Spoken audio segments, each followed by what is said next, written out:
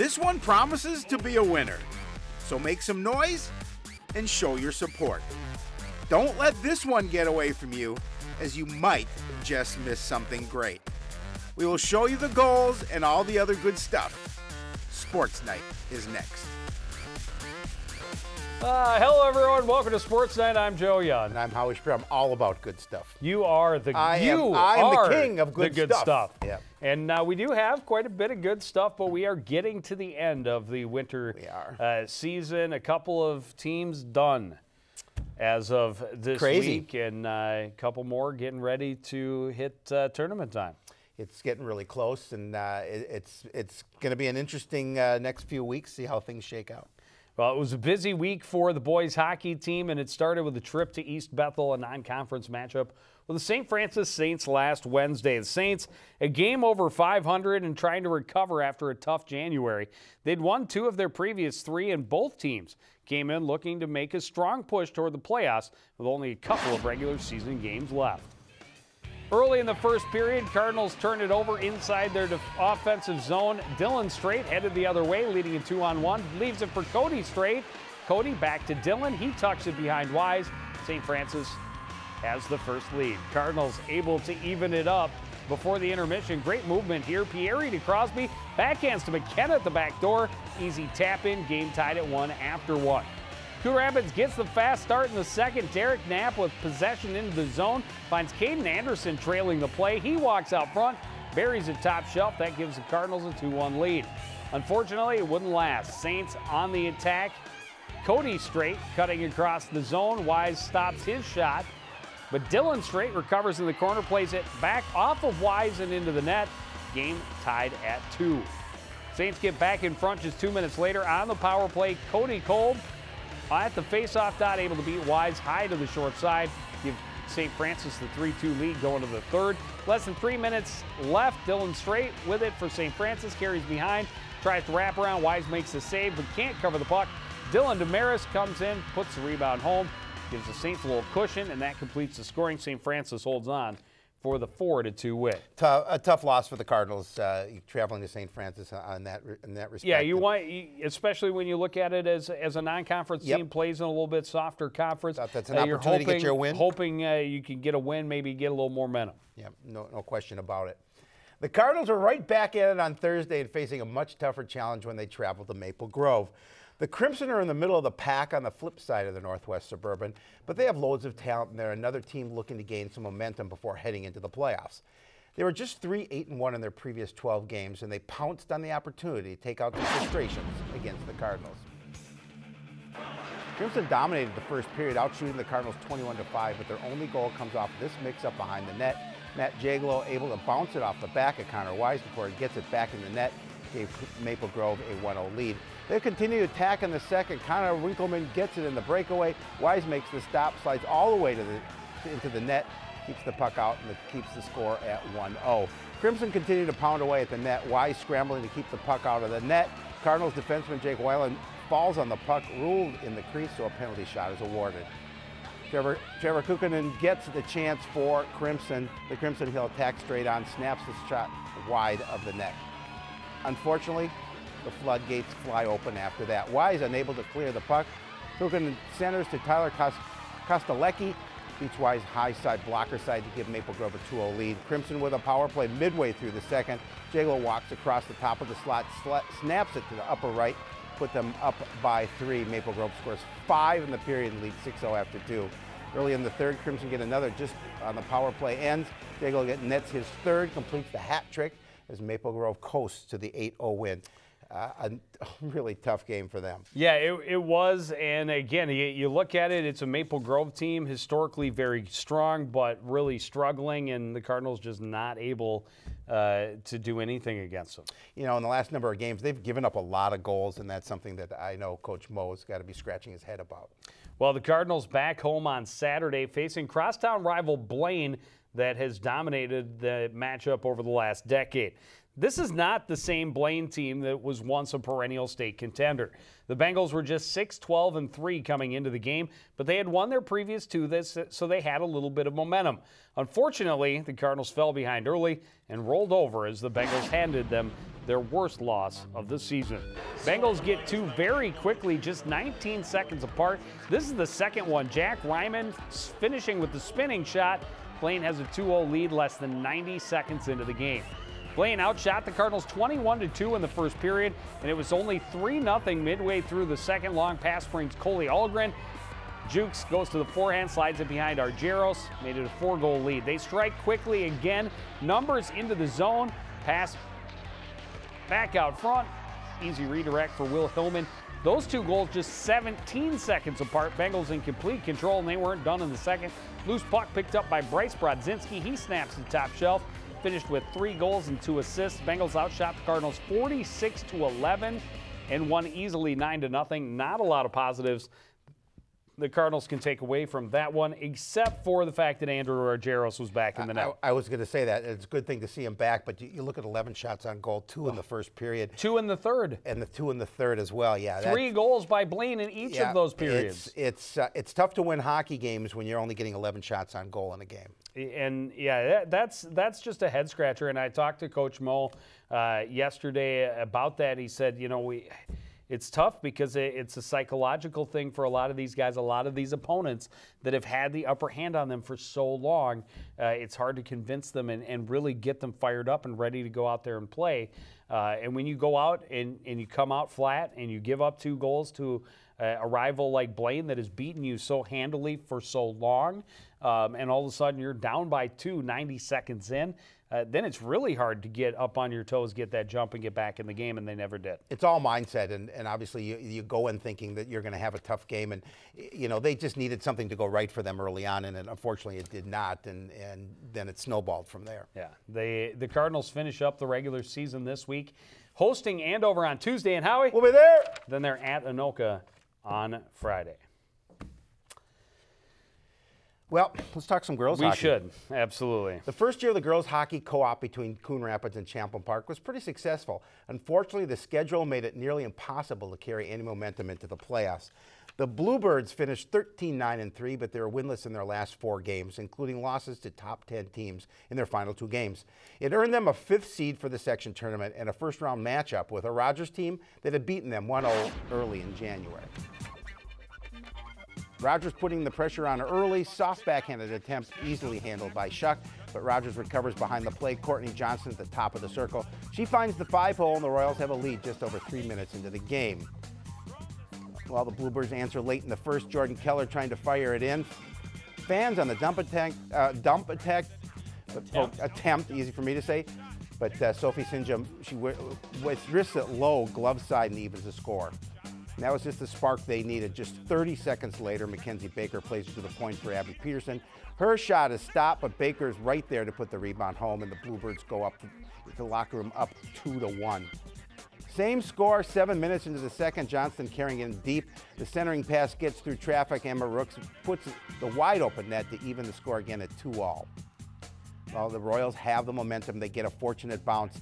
Peyton Levis with a weak shot on goal, but Shuck misplays it, puts Rogers back in front midway through the second. We're going to move late to the second, and the Royals are swarming. Shuck makes a save, but the Bluebirds can't clear the zone. It costs them. Levis with a wrist shot just between the pad and the blocker to make it a 4-2 lead.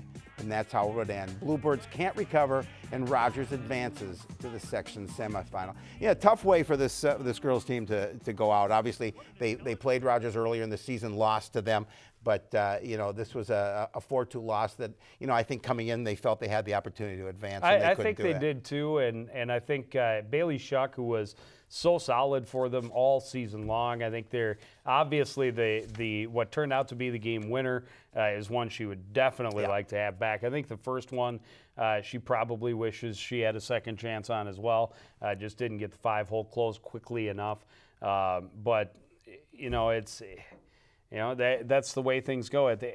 When it's all said and done, you didn't score enough goals to get the win either. You know, the Bluebirds rather only got 2 goals against Rogers, and you know, most nights on the ice you're looking for 3 or more. That's kind of the benchmark. Is when you score 3 or more, if you can keep from giving up more than 3, that usually equals a win. That's the 3 is kind of the number that most hockey coaches, I think, look at as being the benchmark for what you need. However, Coach Coltis has to look at what he's got and think, we've got a lot coming back. There's not a lot of seniors. A couple of the Cardinals players who made an impact for this team were seniors. Brazier is a senior, and Keller is a senior. I don't think Bizcalo is a senior. Trying to think of the others, but their two top defenders are defenders, both from Champlain Park, but those two will be big losses.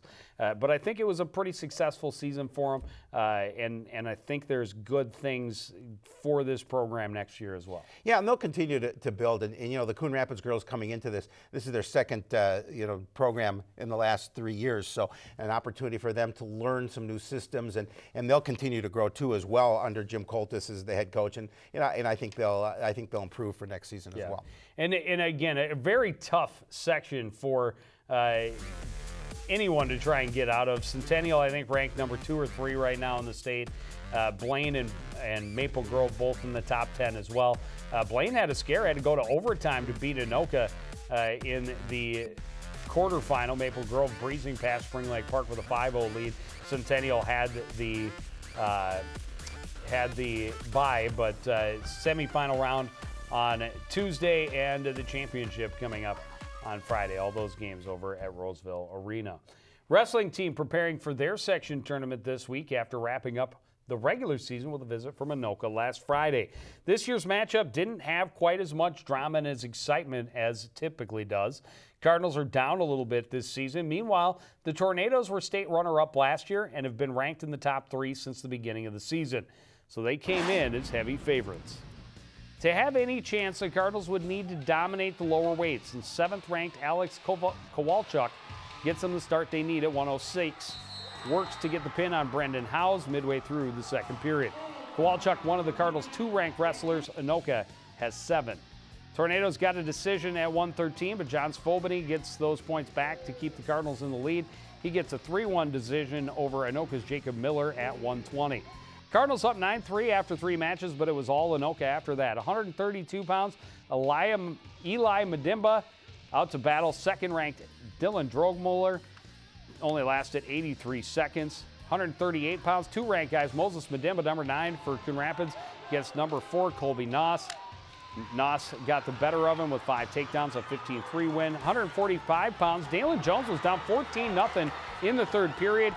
Got Scott Springer in some trouble right at the end, got some back points, nearly had a pin, but Springer survives with a 15-5 decision. Defending state champion, top-ranked Tyler Eichens, another quick win for the Tornadoes, a 152. He gets Parker Schmatz in the cradle, gets the pin in 1 minute 32 seconds, 25-9 at that point. Cardinals' only other win was a 12-4 major decision by Isaiah Thompson at 160. Anoka reclaims the Golden Shoes with a 48-13 win. We knew coming in it was going to be tough for the Cardinals, and again, great way to start the match with the pin at 106.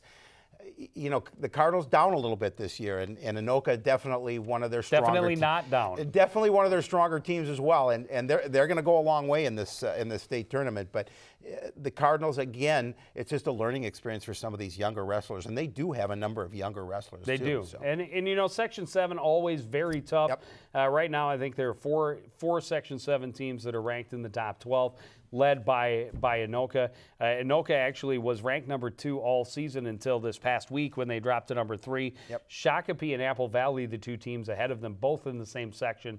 So only one of, you probably only have to face one of them come state tournament time.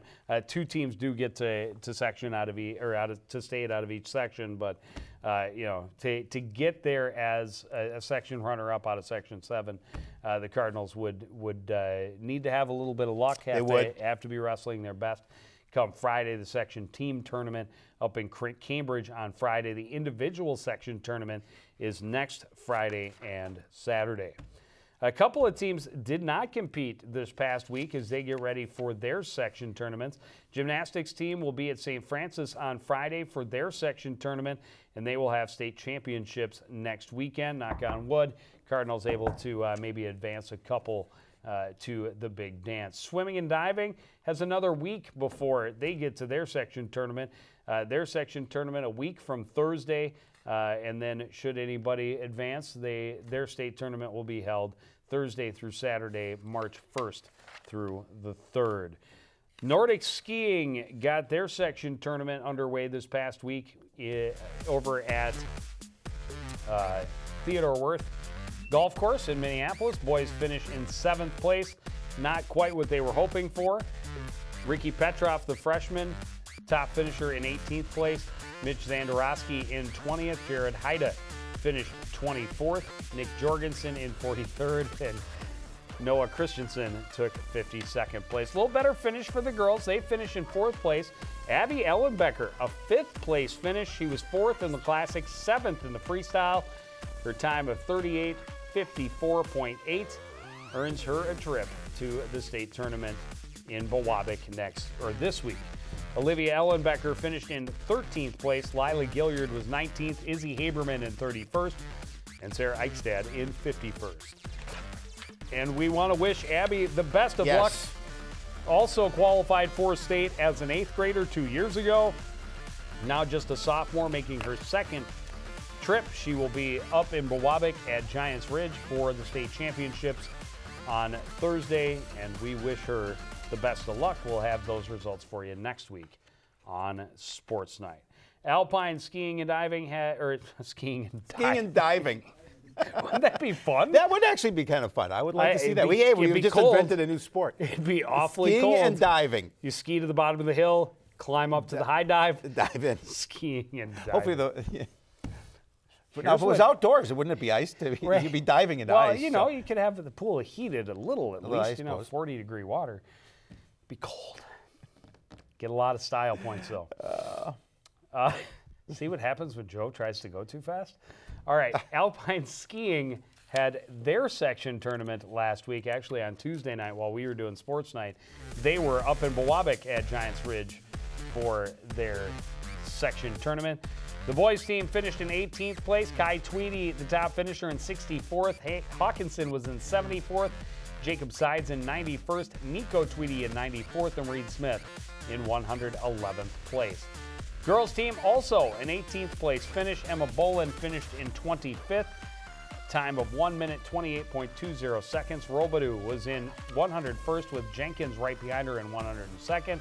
Ezra Skav finished in 104th, and Eckert finished in 111th place. Unfortunately, no state qualifiers for the Alpine squad, so their season is over.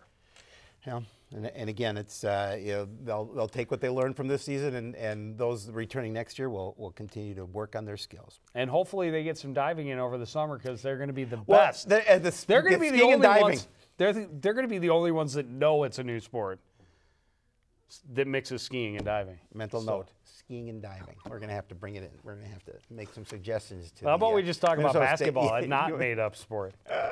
Well, after suffering a blowout loss in the hands of Park Center last Monday, the boys basketball team had just one more game facing a Champlin Park team that had beaten the Pirates. The Rebels had won 6 straight games and moved into the state's top 10 rankings for the first time this season. The Cardinals were facing a ranked team for the 2nd game in a row, hoping to have a better showing, keeping a little closer and giving themselves a chance at the end. Coon Rapids keeping the pace early on. Marcel Winston hits a long 3-pointer, and it's just a 2-point game. But the Rebels, like the Pirates, well, they have a lot of weapons, and they use them all. Good rotation to Kelvin Tappa in the corner. It's the 3, puts Champlin Park up by 11. Late in the first half, Rebels on the run. Bennett Otto drives the baseline, then dishes to Alex John, who takes it up for the 2-handed flush. Champlin Park leads 39-27 at the break. The Rebels running to start the second. Good look to spot John on the back door. He goes up for another 2-handed jam. He's one of 4 players in double figures for Champlin Park. Cardinals trying to salvage what they can from a game that's gotten out of reach. Good move to the basket by Zach Hussein. Little finger roll for 2 of his 9 points in the game. Coon Rapids trying to climb back into this one. A 3-pointer is off the mark, but Winston forces the turnover, gets it back, goes up for the dunk of his own. He led all scorers in the game with 16. Rebels are way out in front, but not backing off. Another big dunk for Alex John. Champlin Park wins their 7th straight. 79-55 was the final. Tough loss for the boys. That's another pretty good team. Yeah. Oh, yeah. There's definitely some very good teams in this conference, and Park Center and Champlain Park, two of them. Yeah, and the Cardinals will be very busy. They're at home tonight hosting Centennial. Yep. Then they will host Maple Grove on Thursday and St. Francis on Saturday. And Howie, on Saturday, we will be there. It's an afternoon game, by the way, 3 o'clock.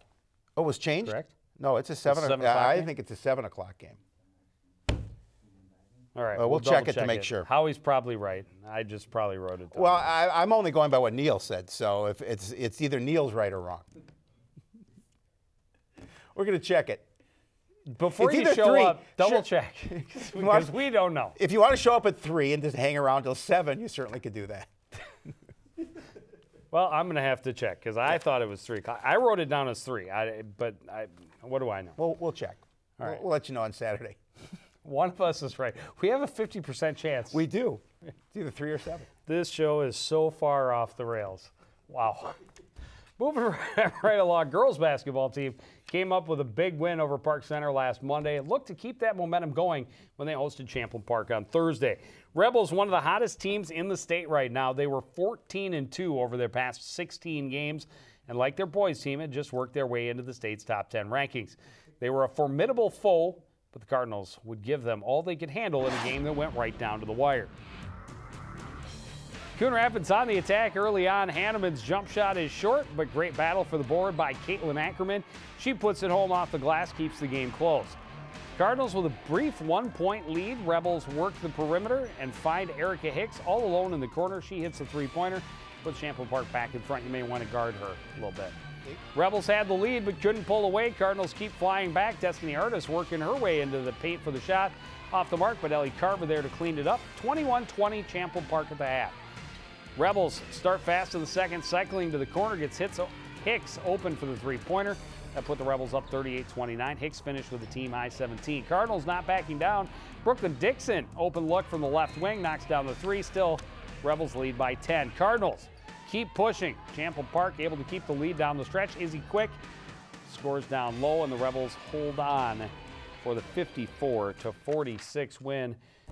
Great to see the Cardinals, although they fell behind a good spurt by Champlain Park to start the second half, Cardinals did not give up and kept at it, and just not able to get all the way back. We got the final word in case you're interested. It is a 7 o'clock game. Well, there you go. Boys basketball. There you go. St. Francis this Saturday at Coon Rapids. All right. There you go. I don't know where I got 3 o'clock from. You can sign up for the skiing and diving team with Joe if you come to the game. Sign-ups for skiing for next year's skiing and diving squad at 3. That's what I had at 3 o'clock.